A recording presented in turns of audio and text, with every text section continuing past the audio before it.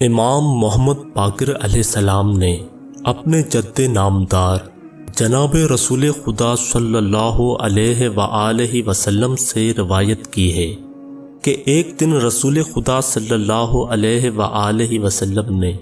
حضرت جبرائیل علیہ السلام سے سوال کیا کہ اے جبرائیل،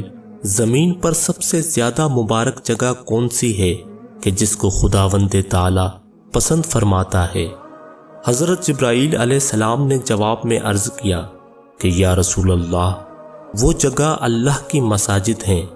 اور اللہ کی بارگاہ میں سب سے زیادہ محبوب وہ شخص ہے جو سب سے پہلے مسجد میں آئے اور سب سے آخر میں مسجد سے جائے۔